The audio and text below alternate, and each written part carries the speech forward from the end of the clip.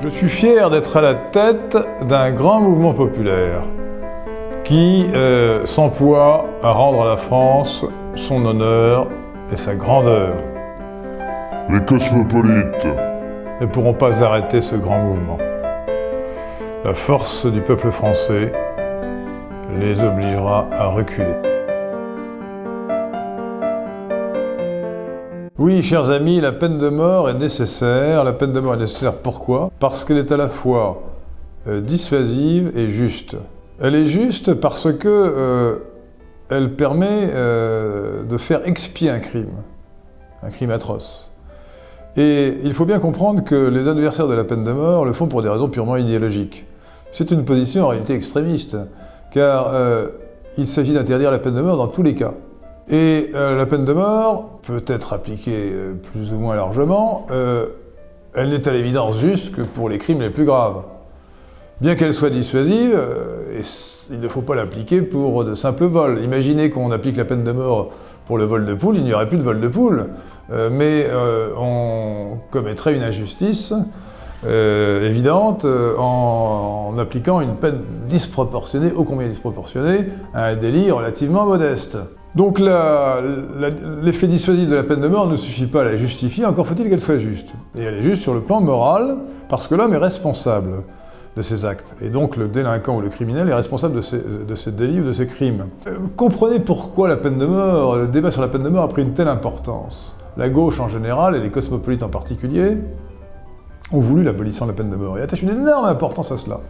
À tel point que les cosmopolites qui dirigent l'Union européenne en ont fait une condition pour l'adhésion à l'Union européenne, ce qui paraît extraordinaire. Et lorsque la Turquie d'Erdogan a annoncé qu'elle allait rétablir la peine de mort, eh bien, l'Union européenne a dit que ce serait une condition, une impossibilité pour la Turquie d'adhérer ensuite à l'Union européenne comme elle le souhaitait. Heureusement qu'il y a d'autres obstacles d'ailleurs à cette adhésion de la Turquie, mais c'est un autre sujet. En fait, l'abolition de la peine de mort est l'une des manifestations de l'idéologie cosmopolite qui repose sur la subversion des valeurs et la négation de la responsabilité humaine.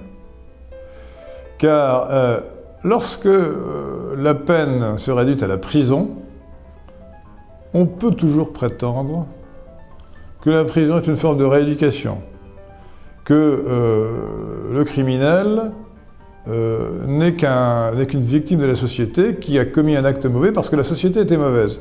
C'est toute la conception rousseauiste qui était en fait en filigrane derrière cette abolition de la peine de mort, Rousseau disant « L'homme est naturellement bon, c'est la société qui le corrompt ». Si on admet ce postulat rousseauiste qui était profondément faux, qui est intrinsèquement contraire à la nature humaine, alors oui, tout criminel, au fond, est innocent. Et s'il faut bien le punir pour protéger la société, bien qu'il soit innocent, alors il faut le faire de telle manière qu'il puisse être rééduqué, réinséré et redevenir, grâce à cette rééducation et cette réinsertion, un homme qui sera respectueux des règles sociales. Quand on est un homme attaché à la vérité et au principe de civilisation, on dit que les individus sont responsables de leurs actes. Et par conséquent, il faut de toute évidence, de toute nécessité, qu'au sommet de la hiérarchie des peines, il y ait la peine de mort, qui matérialise cette responsabilité de l'homme face à la société. L'homme est responsable de ses actes, pas la société. Et il ne faut pas chercher toutes sortes d'excuses aux crimes commis par des individus qui sont parfois de véritables monstres. L'horreur de certains crimes est telle que l'on ne comprend pas comment on peut justifier le fait que l'auteur de ces actes abominables soit conservé indéfiniment en prison dans d'ailleurs des conditions parfois relativement favorables. Ce ne sont pas les travaux forcés. Et qu'ils vivent donc aux frais de la société jusqu'à leur mort, s'ils sont condamnés vraiment à la peine de perpétuité, ou bien plutôt, au contraire, qu'ils soient remis en liberté bien avant leur mort, qu'ils puissent être mis en liberté et recommencer, risquer de recommencer, de récidiver. Donc tout concourt à justifier la peine de mort, d'abord sur le plan moral, pour les actes les plus graves, parce qu'elle marque la responsabilité du criminel. Deuxièmement, bien sûr, parce qu'elle élimine le risque de récidive, qui malheureusement est trop fréquent. Et puis, parce qu'elle est, et c'est un argument qu'il ne faut pas oublier parce qu'il est essentiel, parce qu'elle est dissuasive. De nombreuses études économétriques, d'ailleurs elles sont commentées sur notre site lesquin2017.com, montrent que la peine de mort, non pas la condamnation à mort, mais l'exécution d'un criminel condamné à mort, réduit le nombre des victimes innocentes de plusieurs dizaines. Quand on exécute un assassin, on épargne la vie de plusieurs dizaines de victimes potentielles. Il faut avoir ce fait, cette vérité présente à l'esprit, pour se rendre compte de la nécessité de la peine de mort. Alors certains disent, mais non, la peine de mort n'est pas dissuasive, etc. Ce sont des sophismes. Il est vrai que dans certains pays où la criminalité est basse, on peut se passer de la peine de mort. En Suisse, il n'y a pas la peine de mort, la criminalité est basse.